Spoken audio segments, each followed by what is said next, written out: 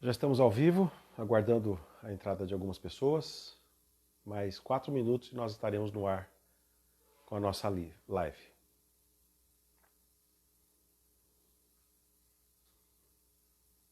Se você tiver perguntas, se você tiver dúvidas, se você tiver algum assunto que você acha que seja interessante comentar, por favor, nos informe para que nós possamos abordar, não é, durante a nossa live. Estarão conosco aqui o Marcos, Serimarco, no nosso apoio, e também a Ana Maria. Você pode enviar suas questões a eles, tanto aqui pela live, como também pode enviar pelo e-mail shalomleaminoficial@gmail.com shalomleaminoficial@gmail.com, ok? Algumas pessoas já estão entrando aqui na live. O Romildo já está presente, Renilton já está presente, Alexandre já está presente, muito bem-vindos.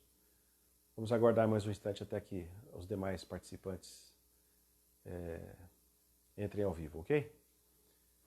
Vai ser muito bom estar aqui discutindo, conversando, debatendo assuntos importantes do conhecimento bíblico para os nossos dias. E eu tenho certeza que será desafiador para todos nós, não é? Olá, Gisele, como vai? Muito bem-vinda. Obrigado pela sua presença. Participe conosco. Mande suas questões, suas dúvidas. Mande suas observações. Será um prazer ter a sua participação aqui conosco também, nessa live de hoje. Mais uns instantes e já vamos iniciar a nossa live.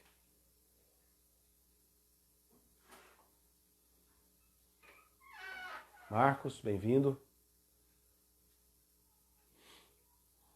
Marcos já está no ar, já está ao vivo. Vamos aguardar mais um instante.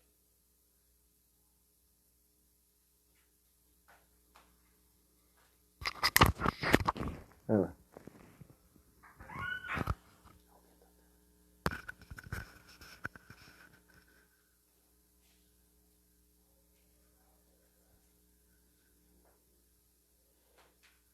Pois bem, queridos, vamos dar início à nossa live de hoje, não é? Com a possibilidade de trocarmos ideias, debatermos, falarmos de assuntos importantes sobre a Bíblia, sobre as Escrituras. Texto tão comentado no mundo todo, comentado há pelo menos 2000 anos, porque a Bíblia, como nós a conhecemos hoje, com todo o seu conjunto de livros, tem aproximadamente 2000 anos, 1900 anos, pois as cartas do Novo Testamento só foram escritas em até 110 depois de Cristo. E só depois disso, por um trabalho de elaboração dos escribas e dos teólogos do período da Igreja Primitiva, é que então foram escolhidos aqueles textos que seriam concebidos como inspirados divinamente, que deveriam fazer parte da Bíblia. Paralelamente a isso, também estava em desenvolvimento o Antigo Testamento dos judeus, que ainda tinha vários temas e títulos e livros e partes que eram considerados sagrados e depois deixaram de ser considerados desta forma. Passaram a ser tidos como títulos, como livros normais, livros de conhecimento, mas não de inspiração. Então, o cânon bíblico realmente só foi complementado mais de um século após Jesus, com as cartas do Novo Testamento, os evangelhos, as cartas de Paulo, que foram escritas ainda antes dos evangelhos, as demais cartas apostólicas. O cânon do Antigo Testamento não foi fechado antes do século II depois de Cristo, então ali nós tínhamos ainda algumas dúvidas e algumas discussões sobre este assunto. E você também já pode saber que o livro de João, por exemplo, o Evangelho de João, só terminou de ser escrito depois do ano 110, que foi mais ou menos a previsão da vida de João, isolado na ilha de Patmos, ou daqueles que desenvolveram os temas referenciados por João na carta, no seu Evangelho. Então, nós temos aí já na composição da Bíblia, no século I, nós já temos aí uma porção de questões que muitos de nós não conhecíamos, não é verdade? No século I nós ainda não tínhamos a Bíblia formatada como ela está neste momento. Nós não tínhamos um texto bíblico completo, com todos os 66 livros que nós conhecemos. Nós não tínhamos as cartas do Antigo Testamento, ou os livros do Antigo Testamento, totalmente selecionados. Havia muitos escritos considerados sagrados entre os hebreus, entre os israelitas, dos tempos de Jesus. E você pode encontrar, mesmo no Novo Testamento, a citação de textos que não estão no Antigo Testamento que nós conhecemos, como se fossem textos religiosos, textos bíblicos, textos proféticos, citados pelos próprios apóstolos, escritores do Novo Testamento, e até por Jesus. São textos que se perderam ao longo da história, não é verdade? Por quê? Porque nos tempos de Jesus, os hebreus, os israelitas, tanto os de Jerusalém e da Judéia, quanto os que estavam dispersos por toda a diáspora israelita daquele tempo, em Roma, ali na Península Ibérica, ou mais para o Oriente, no Irã, no que hoje é o Irã, o Iraque, seria a Mesopotâmia. Ali havia muitos israelitas dispersos, muitos escribas e muitos sábios de Israel, muitos doutores da lei, alguns sacerdotes e descendentes das famílias sacerdotais que também tinham suas bíblias, seus textos, não é? Eles levavam consigo os seus rolos, e havia entre esses muitos textos considerados sagrados que na verdade não eram não vieram a fazer parte do cânon que nós conhecemos da Bíblia, que foi selecionado posteriormente.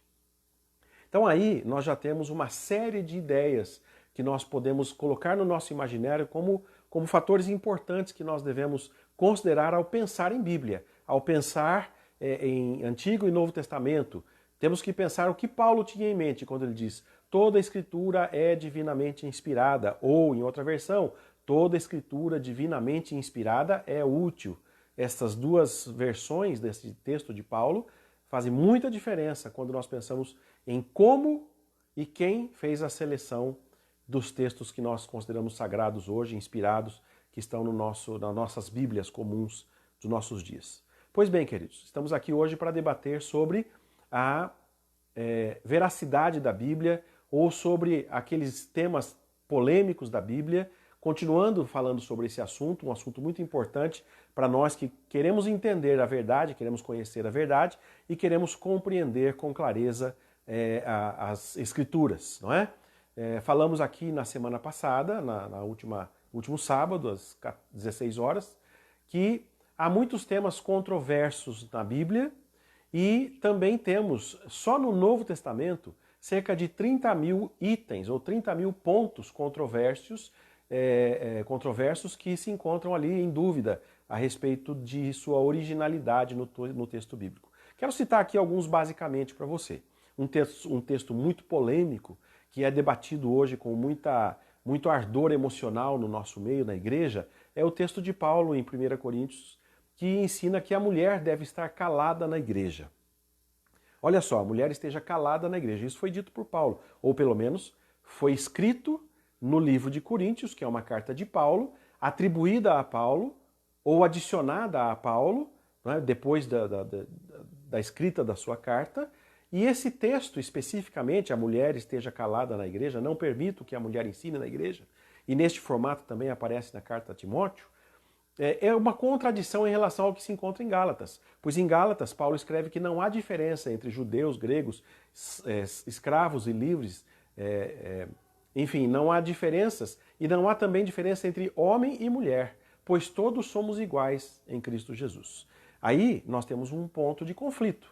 Paulo dizendo em Coríntios e Timóteo que a mulher deve ficar calada, que ela não deve ensinar, e Paulo dizendo também aqui na carta aos Gálatas que a mulher e o homem são iguais perante Deus, tanto quanto os seus escravos e senhores, tanto quanto os gregos e bárbaros, tanto quanto os judeus e gentios. Esta informação é importante porque não só ela pode refletir um sentimento de contradição, mas temos que considerar algumas coisas além disso. Por exemplo, temos que observar os textos paralelos às escrituras bíblicas. Temos que olhar a literatura paralela que ocorreu naquele mesmo tempo, e nós encontramos muito sobre isso, por exemplo, nos escritos dos essênios. Nós encontramos muito sobre isso nos escritos que foram encontrados nas cavernas do Mar Morto, que foram reencontrados em 1947. Como aconteceu isso? Nós, na história, temos que em 1947, alguns pastores de ovelhas caminhavam ali pelo deserto próximo ao mar, Mar Morto, e encontraram acidentalmente uma caverna, e dentro dessa caverna encontraram alguns jarros de barro, e dentro desses jarros diversas cópias de manuscritos bíblicos e não bíblicos, todos datados de mais ou menos século I da nossa era, século II a.C. Dentre esses textos, mais de 1.500 textos eram cópias fiéis de partes da Bíblia ou de seções inteiras da Bíblia. Temos ali cópias inteiras do livro do profeta Isaías, temos cópias inteiras de outros profetas, temos cópias de edições do Pentateuco, que é o livro de Moisés, todas cópias, obviamente, porque nós não temos manuscritos originais do Antigo Testamento. Nós temos cópias feitas à mão, alguns séculos antes de Jesus, do século II, pelo menos, antes de Cristo, que foi preservada nesses jarros, nas cavernas do Mar Morto, em função do clima, e chegaram até nossos dias. Tendo sido encontrados estes fragmentos de textos e esses textos da Bíblia e de fora da Bíblia, especialistas trabalharam para editar esses textos e traduzir esses textos, que trouxeram um grande impacto sobre a compreensão que tínhamos das línguas utilizadas na época de Jesus, seus apóstolos, das línguas faladas pelos homens que seguiam Jesus, pelos homens que ouviam Jesus, pelos outros líderes religiosos de várias comunidades que ali conviviam naqueles tempos. Esses textos nos serviram para não só confirmarmos que as nossas versões bíblicas estão muito próximas, especialmente o Antigo Testamento, estão muito próximas da realidade. Não havia nessa caverna, obviamente, textos a respeito do Novo Testamento. Por quê? Porque esses eram textos anteriores a Jesus, guardados inclusive pelos sacerdotes de Israel, pelos escribas, por aqueles que respeitavam as leis de Israel. Então ali nós temos centenas de textos diretamente referentes à Bíblia. Também temos centenas e milhares de textos que são extrabíblicos, que para alguns israelitas do tempo de Jesus e até para alguns dos apóstolos, pelas menções que eles fazem no Novo Testamento, também eram considerados sagrados. Com o passar dos anos depois de Jesus, é que os fariseus que herdaram a liderança religiosa de Israel depois de Jesus, depois do século I, os escribas, os sábios, os sacerdotes, somente depois do século I é que selecionaram os 39 livros que nós temos no Antigo Testamento considerados sagrados. E ainda há uma dúvida até agora sobre o livro de Ester. Alguns consideram inspirado e outros não o consideram inspirado. Então, queridos, temos que compreender uma coisa importante. Os livros que nós tínhamos no tempo de Jesus não tinham o mesmo peso e consideração que vieram a ter na história posterior da nossa fé cristã e nem mesmo entre os israelitas, entre os sábios de Israel, que continuaram com a sua forma religiosa que nos inspirou o cristianismo. Ok? É importante você entender isso. E é importante você entender isso não só porque isso enriquece o nosso conhecimento. É importante você entender isso porque muitas citações do Novo Testamento foram baseadas nestes textos que não são bíblicos, que são extrabíblicos.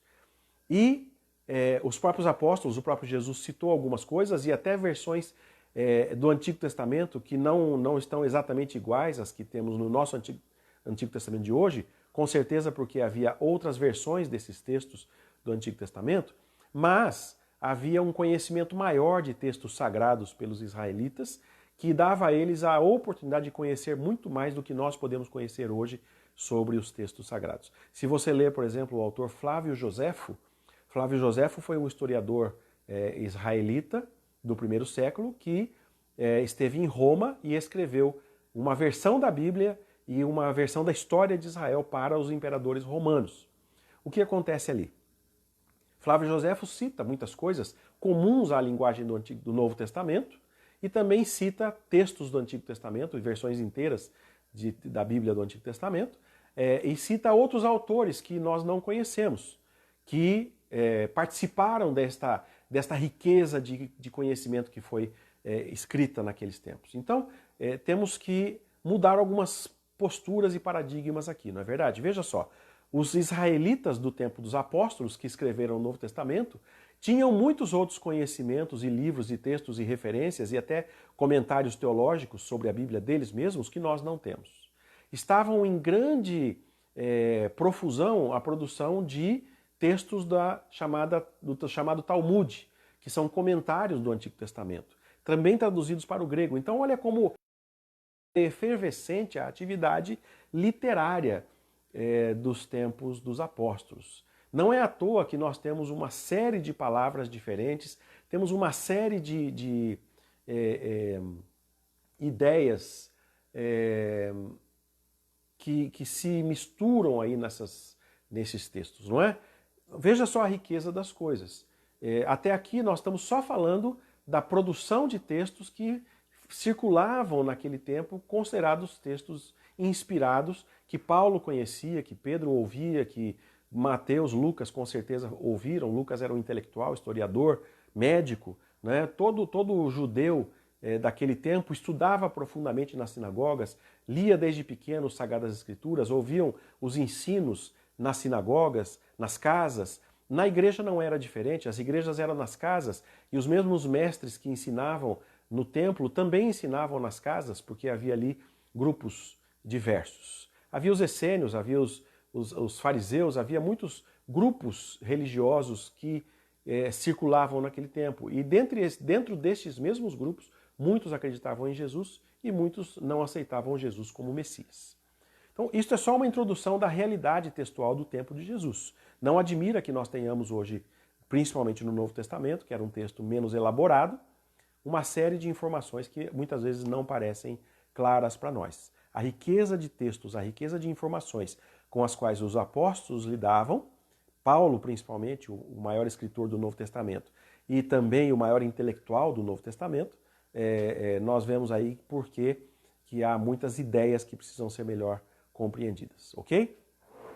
Então, queridos, temos que pensar um pouco nestas coisas. Até aqui, se tem alguma dúvida, se você tem alguma dificuldade, por favor, nos escreva aí sua pergunta.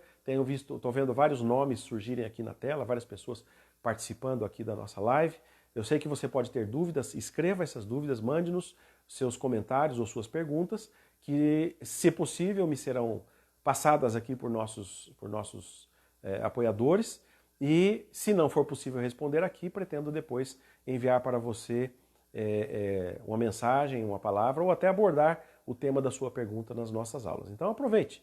Se você tem alguma dúvida, por favor, fique à vontade para nos esclarecer, para nos enviar suas questões. Tudo ok? Alguém tem alguma dúvida? Por favor, nos escreva, nos mande essa questão. Pode mandar aqui mesmo na live. O Marcos tomará a providência de nos passar as suas perguntas ou até as suas observações. Então estamos falando até agora, até aqui, da rica produtividade de textos que circulavam por meio na Judéia dos tempos de Jesus e dos apóstolos, e esse é um fator que nos faz entender por que é tão difícil compreender todas as ideias que nós encontramos ali, não é? Nós tínhamos, como eu estava dizendo, centenas de textos, além daqueles que nós temos nas Sagradas Escrituras. Esses textos que foram considerados apócrifos, que foram considerados não inspirados posteriormente, alguns tinham alguns absurdos, alguns tinham algumas heresias, mas havia muita riqueza literária nesses textos, textos paralelos que nos explicam como entender a linguagem, como entender a dinâmica da vida do povo naqueles lugares, coisas que a Bíblia não trata e nós encontramos lá. E por isso nós também encontramos ali, com maior riqueza, a possibilidade de compreender o significado de algumas palavras correntes da época que a Bíblia menciona, mas não nos explica. Então o que acontece após 1947? Acontece uma grande evolução dos dicionários de significados de palavras do Novo Testamento e da Bíblia. Por quê? Porque os estudiosos, a partir de 1947, começaram a encontrar melhores explicações para muitas palavras. Os escritos dos essênios, que era uma religião que João frequentou, que era uma religião israelita, que era uma religião vamos chamar de pentecostais israelitas, esses guardavam arduamente as leis, os textos eram muito fortes na prática dos mandamentos, observadores, eram crentes mais fervorosos para a sua época, que inclusive tinham crises com o templo, não é? Porque o templo estava corrompido, o templo estava desviado do foco correto. O templo israelita do tempo de Jesus era um templo subordinado aos romanos, e então havia interesses políticos por trás disso. Tudo isso são coisas que nós precisamos considerar sobre aqueles tempos. Isso nós só encontramos esses detalhes olhando para os textos paralelos, de muitos detalhes que nós não encontramos no nosso Novo Testamento. Aí você começa a ver que existe uma riqueza paralela à Bíblia que nós podemos importar para usar nas nossas percepções. Olha só que interessante. O tempo de Jesus não era um tempo estático. Não é? Nós achamos que havia só um judaísmo, que havia só uma religião praticada pelos judeus e por Jesus e por seus discípulos nas sinagogas e no templo, que havia só uma espécie de crença judaica. Mas como hoje, naquele tempo havia muitas. Havia várias seitas judaicas, como há vários tipos de cristianismo. E várias igrejas cristãs no Brasil, evangélicas, várias denominações, com pequenas discordâncias aqui e ali, e muitas congruências. Todos eles acreditavam sim na lei de Moisés, mas cada um interpretava ao seu jeito. Isso acontece até hoje entre nós, cristãos gentios, também acontecia naquele tempo no Israel bíblico, na Judéia de Jesus. Ok? Por aí você começa a ver como é grande a quantidade de textos que nós podemos hoje lançar mão para compreender a nossa Bíblia. Há muita diversidade de ideias. Muitas dessas ideias aparecem na Bíblia, no Novo Testamento. Muitas não estão claras. E agora nós podemos procurar ferramentas para entender o significado melhor de cada palavra, de cada conteúdo, de cada contexto. Entendemos melhor a cidade de Corinto, entendemos melhor a cidade de Éfeso, entendemos melhor muitos lugares onde Paulo passou e muitos assuntos que Paulo tratou, para os quais nós não tínhamos verdadeiros detalhes que nos pudessem ajudar a atender. Aqui chegou uma pergunta da Hilda Costa, muito bem-vinda, Hilda, prazer tê-la aqui conosco. Saudade daqueles tempos de entrevistas na televisão que fazíamos juntos. E gostaríamos de retomar essas possibilidades em alguns momentos, trazendo aqui debates interessantes com mais pessoas ao vivo, não é? Vai ser interessante. A Hilda está perguntando por que a Bíblia não é cronológica. Pois bem, queridos, essa é uma pergunta interessante. A nossa Bíblia, ela foi formada a partir de livros. A palavra Bíblia vem de biblioteca, de coletânea de livros. E o que nós tínhamos lá para trás, nos tempos de Jesus, antes e bastante tempo depois, é que havia uma coletânea de livros religiosos e livros de sabedoria e livros de registros de histórias de Israel e da Judéia do tempo de Jesus. Esses livros circulavam. Paulo fala para Marcos, quando ele viesse o visitar na cadeia, trouxesse os rolos dos livros. Cada parte da Bíblia estava separada em muitos rolos diferentes. É como se você dividisse a Bíblia em vários fascículos por partes que nós temos. Coríntios é uma carta, é um rolo, Efésios é um rolo, Gálatas é um rolo, assim também o Antigo Testamento. Cada um tinha seu rolo, não havia um livro só que juntasse tudo. No meio disso havia muitos outros pergaminhos e tabuletas com escritas que traziam aí também conteúdos religiosos, interpretativos. Havia verdadeiros compêndios de teologia já naquele tempo, explicando a fé israelita, explicando a fé de Moisés. Paulo os conhecia, Paulo os estudava. Paulo foi aluno de Gamaliel, uma das maiores escolas teológicas do seu tempo, e isso era uma característica comum dos judeus, principalmente homens, e principalmente aqueles mais ligados ao sacerdócio, ao templo, à política, como estava Paulo. Mas os judeus em geral estudavam todas essas coisas ou ouviam estas coisas no templo, ok? Então, veja só como é interessante. Há muita riqueza nessa cultura, diferentemente do que nós achávamos. Mas o que aconteceu depois? Depois disso, muitas perseguições romanas passaram a destruir os textos religiosos de Israel que estavam disponíveis naquele tempo. Por quê? Porque acreditavam que aqueles textos eram altamente subversivos, que corrompiam os escravos, que distorciam a mente dos escravos. E como hoje, todo o excesso de conhecimento levanta suspeitas que sejam pessoas questionadoras, que sejam pessoas que possam atrapalhar o poder. Então Roma manda queimar, perseguir e destruir muitos textos, aqueles que tivessem textos guardados consigo que não fossem entregues ao Estado, à polícia, poderiam ser presos, mortos, poderiam ser sentenciados, porque havia uma perseguição política contra os textos que nós encontramos aí na Bíblia mesmo, né? Por isso, os essênios tiveram o hábito de guardar os seus rolos da Bíblia e outros textos em jarros de barro com tampa hermética, escondidos e enterrados em cavernas, que chegaram até nós 2000 anos depois, por essas descobertas arqueológicas. Então, esse é o contexto de se lidar com os textos daquela época. Ora, neste contexto, queridos, em que muitos textos eram independentes e soltos, que nós não tínhamos a seleção completa nem mesmo do Antigo Testamento, que Paulo, que era um indivíduo único, um estudioso, tinha vários rolos que lhe pertenciam, que ele pede para Marcos trazer. Imagina então aí a quantidade de ideias, conhecimentos e explicações que se dava já naquele tempo. Não podemos subestimar o conhecimento daquela gente. Aquela gente tinha muito conhecimento. Paulo era um homem de grande conhecimento. Paulo e João são fundadores da filosofia patrística, que traz do grego muito conhecimento, mas que os ajusta para o conhecimento que é proposto pela Bíblia, para a singularidade de Deus. Deus é único, então havia necessidade de interpretar as filosofias daquele tempo segundo o conhecimento que Paulo tinha, e foi ele que fez essa tradução para que nós cristãos pudéssemos compreender. Bom, no meio desses rolos todos, como a Hilda nos perguntou, o que aconteceu?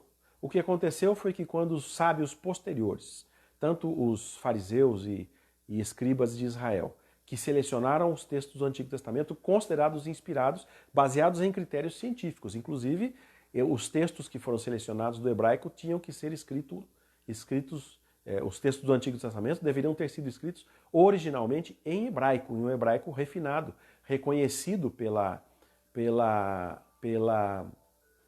história do seu povo e reconhecido pela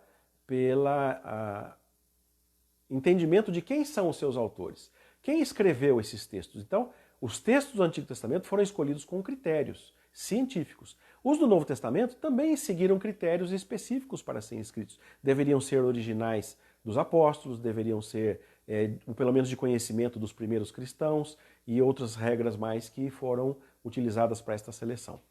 E esses livros foram selecionados de cartas diversas, que não tinham aparentemente uma ligação entre uma e outra. O que acontece então?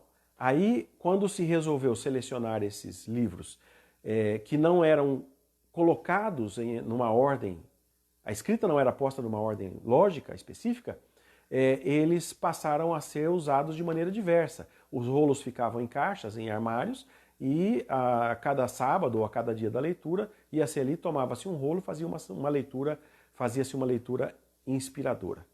E aí os nossos textos bíblicos, nas traduções que vieram para o português, para o alemão, para o inglês, a Bíblia acabou sendo mudada de formato para o que nós a temos hoje em papel, e a seleção desses textos foi colocada numa ordem não cronológica, e sim numa ordem de temática literária. Então nós temos no Antigo Testamento, por exemplo, os escritos poéticos dos Salmos, Provérbios e Eclesiastes. Esses textos são poéticos, são poesias. As poesias no Antigo Testamento, elas podem estar espalhadas por todo o contexto bíblico, em toda a cronologia bíblica. Se você adquirir uma Bíblia NVI, na linguagem de hoje, cronológica, você pode procurar nas melhores livrarias, você vai encontrar a Bíblia cronológica, você vai encontrar os salmos espalhados por todo o Antigo Testamento. Você vai encontrar os salmos colocados em vários momentos da história. Você vai encontrar que Davi escreveu Salmos, mas lá nos livros de Pentateucos também já havia a escrita de Salmos, pessoas colocaram lá poéticos, não é? O livro de Salomão foi escrito com várias interjeições de textos, há outros profetas que escrevem durante os Salmos, há salmos que são escritos no tempo profético, salmos que são escritos nos tempos de Davi ou posteriores. E aí você tem, por exemplo, o livro de Jó, que é mais um título que é poético. Por que Jó está no meio da Bíblia? Porque é um livro de poesia. Porém, o livro de Jó provavelmente tenha sido escrito lá pelos finais de Gênesis, pelos meios de Gênesis. Então veja que esta foi o critério de separação dos livros. Mas existe hoje conhecimento para se ter um texto muito próximo da realidade cronológica que nós podemos buscar, ok? Você pode procurar uma Bíblia cronológica nas livrarias. E aí você vai ver que os profetas que escreveram depois dos Salmos também estão espalhados ao longo da história. Então, você consegue intercalar textos poéticos, textos proféticos, no meio dos livros históricos, com as histórias de Davi, com os textos de Samuel, de Reis. Então, queridos, de fato a nossa Bíblia hoje não está em ordem cronológica, ela está em ordem temática literária. O Novo Testamento separa os evangelhos, as cartas de Paulo, as demais cartas do Antigo Testamento e a apocalíptica, que se encontra lá no final do Novo Testamento. Mas nós sabemos hoje que os evangelhos foram escritos depois das cartas de Paulo. Uma outra questão interessante é observarmos que o conteúdo da Bíblia está separado por ordem temática literária, há intercalações de textos e há a possibilidade de nós termos inserções de textos posteriores. Por quê? Porque havia a cultura de complementar textos que não eram um fator só da Bíblia, não era só dos escritores da Bíblia. A cultura literária dos tempos antigos permitia que os escribas das tribos, das nações e mesmo de Israel fizessem complementos ao longo do decorrer da história nos textos antigamente escritos e colocassem inserções nesses textos. Então, por exemplo, nós temos que o próprio Pentateuco de Moisés acabou de ser completado apenas no século I da nossa era, com critérios muito bem elaborados. Nós não podemos subestimar a capacidade literária da produção daqueles sábios. Não era feito sem critério algum. Havia critério, aquilo era cuidado com muito capricho. Estava dizendo a vocês que nós temos inserções, por exemplo, sobre a mulher ficar calada na igreja. Se você pegar os primeiros manuscritos, os mais antigos manuscritos de Paulo, das cartas de Paulo, que nós temos hoje à nossa disposição, que datam aí do século II, século III, você não vai encontrar lá o texto que diz que a mulher deve estar calada na igreja. Mas você vai encontrar esta fala, esta anotação nas bordas de outros manuscritos mais recentes, mais próximos de nós, século IV, século V, observações de escribas, observações de pessoas que manipulavam, que usavam os textos naquele tempo. O que acontece ali? Havia uma nota de borda que mencionava que a mulher deveria ficar calada na igreja, o que seria um hábito da cultura romana, porque a mulher nas assembleias romanas deveria mesmo ficar calada. A mulher judaica, a mulher judia, a mulher de Israel era mais ativa e mais participativa naquele tempo. Ora, o que nós temos é que, provavelmente, quando Paulo tenta entrar em Roma com o Evangelho, a preocupação era não trazer para Roma itens, pontos da religião israelita que pudessem ser ofensivos à cultura romana, porque o objetivo não era judaizar os romanos e sim evangelizá-los para a fé em Cristo Jesus.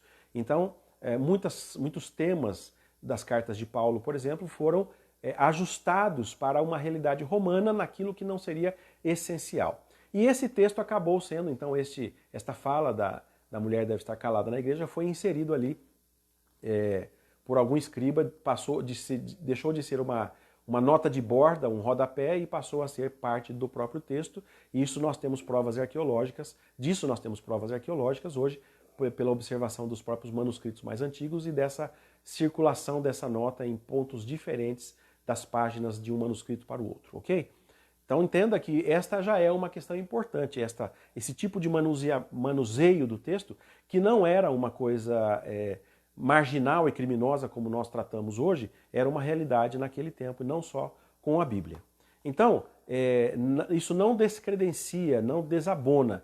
Se nós desabonamos a Bíblia, nós desabonamos qualquer outro texto da época, até muito mais, porque era um texto muito menos cuidados, muito menos cuidados, até por causa do seu valor religioso. Como disse há algum tempo atrás, se você questionar a existência de algum personagem bíblico, principalmente do Novo Testamento, ou do próprio Senhor Jesus, ou de Davi, ou questionar se os seus textos são fidedignos ou não, você também terá um problema com textos muito mais respeitados, embora não sejam tão respeitáveis assim, como os de Aristóteles, Sócrates e outros grandes filósofos gregos e até latinos, até da época de Jesus, porque o hábito de lidar com textos, adulterar textos, trocar textos, inserir assuntos dentro de textos e também de atribuir textos de autores desconhecidos a autores com autoridade para representar aquela ordem, era um hábito comum das práticas literárias daqueles tempos. Então nós estamos diante hoje, queridos, de informações que nos ajudam a compreender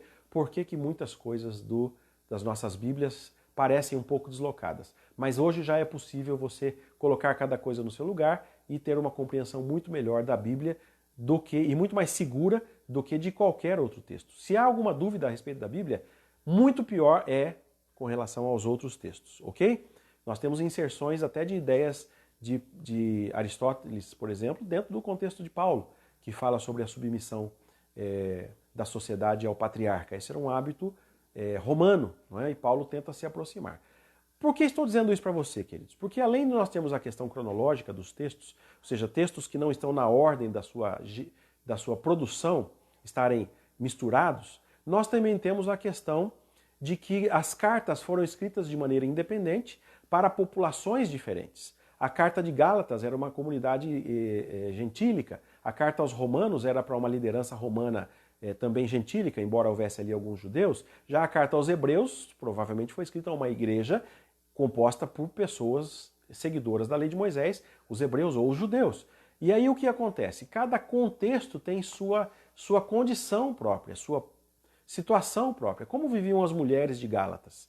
Onde Paulo pode dizer já não há mais diferença entre judeus, gregos, bárbaros, citas, homem, mulher, escravo ou livre. Homem e mulher. Isso é um dado muito importante. Mas Paulo está escrevendo aos Gálatas, para uma conjuntura específica. Quando ele escreve aos Coríntios, o que acontece em Coríntios que Paulo achou importante frisar o fato de que as mulheres deveriam estar caladas? Muito provavelmente as mulheres ali fossem sacerdotisas, fossem pessoas que lideravam e determinavam certas coisas, e quando chega na igreja, você tem então que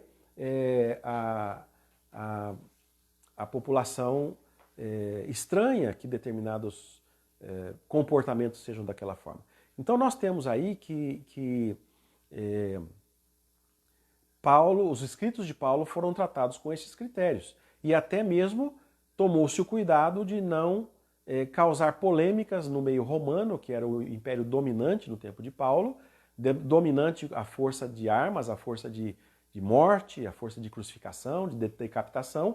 Textos eram uma coisa muito problemática naquele tempo, tanto quanto foi no período da ditadura a questão da mídia, não é? A censura da televisão, da música, da arte, do teatro, da escrita de peças teatrais ou até de livros. A censura cancelou muitas coisas nos tempos aqui brasileiros, da década de 60, 50, que dirá naquele tempo que Roma perseguia a todos e destruía textos, especialmente textos de Israel, por causa da polêmica que podiam causar.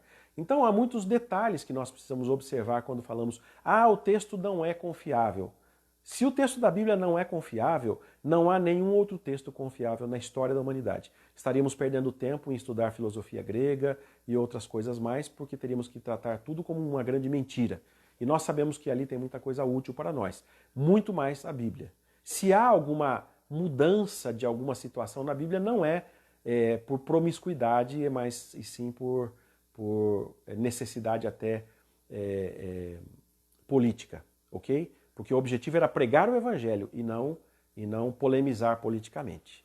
Bom, falando isso, nós temos que nos lembrar que há 30 mil suspeitas de discrepâncias no Novo Testamento. A maior parte delas, 80%, 90%, são erros de cópia. Pingo de tinta, caneta que falha, o escriba que copia duas vezes porque cochila. Como nós, quando estamos diante dos nossos computadores, livros, estudando, também cochilamos, também copiamos errado, também pulamos linha.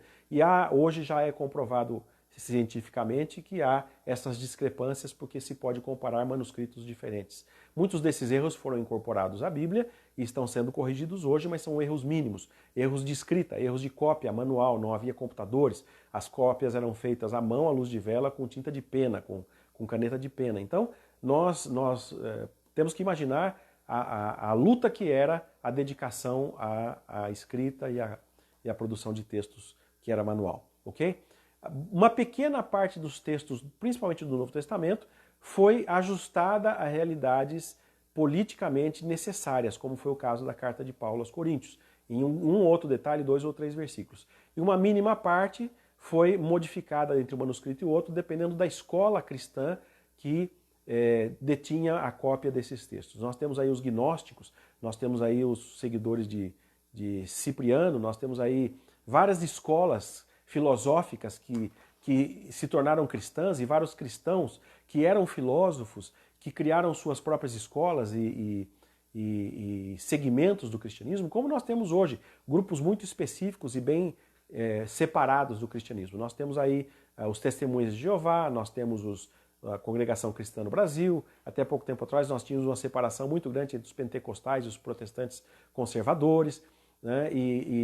Se você observar as Bíblias geradas por cada uma dessas correntes, mesmo evangélicas, que são muito recentes, elas fizeram mudanças de um texto para o outro, copiaram manuscritos desse ou daquele. Você pode olhar que a Bíblia das Testemunhas de Jeová tem suas modificações, você pode observar outros textos do Novo Testamento com estas observações, com estas mudanças. Então, o que dirá naquele tempo, não é verdade?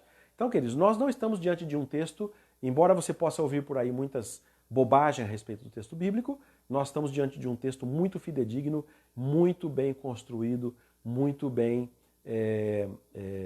feito, ok? Nós vamos parando por aqui nessa discussão, há muito mais a ser dito sobre isso e nas nossas aulas nós vamos preparar para você conteúdo, material para que você possa conhecer mais. Nós temos aqui uma pergunta do Marcos. Sagrados e inspirados têm o mesmo significado? Muito interessante a sua pergunta, Marcos. Sagrados e inspirados têm o mesmo significado? Eu vou dizer para você, não perca os próximos capítulos. Nós estaremos juntos novamente no sábado, às 16 horas, continuando neste assunto, que é muito interessante, e vamos estudar sobre isso. Vamos falar sobre a inspiração e a sacralidade dos textos bíblicos. O que é sagrado? O que é inspirado? Quem faz a escolha? Com que critérios é feita essa escolha? O que é uma inspiração? Como a Bíblia diz, as Sagradas Escrituras são divinamente inspiradas. O que é essa inspiração que a Bíblia cita de si mesma, não é? Que os escritores bíblicos citam a respeito da inspiração? Boa pergunta, Marcos. Vamos respondê-la melhor no próximo sábado. O Davi pergunta quando ocorreu a divisão do povo hebreu, ou seja, quando surgiram samaritanos, fariseus, essênios e saduceus e outros. Esta história é pré-neotestamentária. É uma história que vem antes do Novo Testamento. Eram os partidos políticos, eram as famílias dominantes que criavam seus próprios poderes e disputavam, às vezes, o poder em Israel. Nós também temos aí as discordâncias religiosas. Nós temos os essênios como um grupo dissidente do templo. Entre os essênios havia muitos sacerdotes oficiais do templo. Acredita-se que João Batista tenha sido um essênio, praticado o essenismo. Acredita-se até mesmo, por algumas palavras que Jesus citou e algumas ideias que ele trouxe, que ele tenha também se alimentado entre os essênios do conhecimento da palavra. Isso é científico, isso é comprovável. Porém, João tem uma proximidade muito grande com a esfera dos essênios, e João também era um sacerdote, o João que batizou Jesus, João Batista, era um sacerdote do templo israelita, filho de sacerdote, portanto um sacerdote legalmente constituído. Estes criavam partidos. Ali em Israel, do tempo de Jesus, nós temos uma série de contextos. Eles acabaram de sair da dominação grega, passaram por um tempo de guerras civis, tentando estabelecer poderes aliançados ou não com estrangeiros. E logo em seguida, em 63 a.C., 163 a.C., até 63 a.C., há uma guerra e também há o estabelecimento da aliança com os romanos. Os romanos definem, então, quem eram os partidos, os poderes que podiam continuar atuando na Judéia, e surgem os essênios que fogem para as montanhas do Mar Morto, surgem os fariseus, surgem os saduceus que já vinham de antes desse período, que era uma seita religiosa política, também surgem os sicários e surgem os que seguiam também a Judas, que eram os zelotes. Todos esses eram partidos políticos.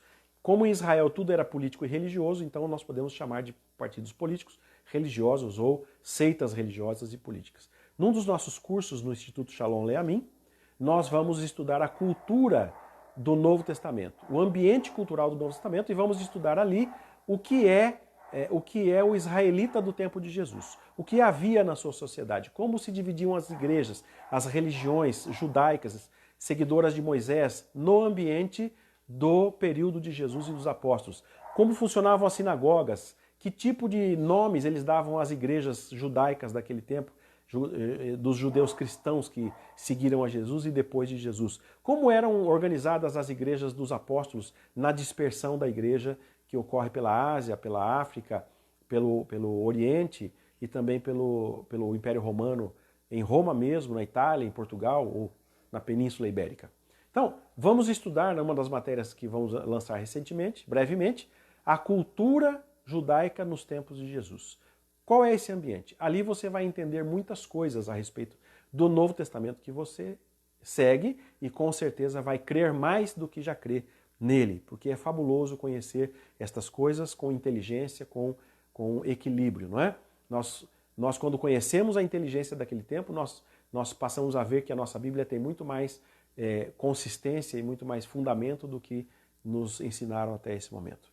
Foi um prazer estar com você, debatendo esses temas. Infelizmente, é uma riqueza tão grande que nós não podemos falar de tudo aqui em tão pouco tempo, mas esperamos que você tenha aprendido algo. Sábado, 16 horas, estaremos juntos novamente. Procure-nos pelos canais do Instituto Shalom Leamim, no YouTube, também no Facebook, também na minha página no Facebook, Eliezer Serra Braga.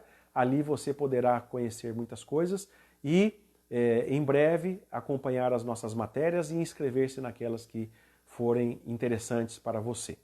Estamos lançando aqui o Instituto Shalom Leamim para levar o conhecimento das novas ferramentas de interpretação bíblica, conhecimentos bíblicos atualizados para os povos de fala portuguesa. Muito prazer falar com você, esteja conosco, siga-nos e Deus te abençoe ricamente.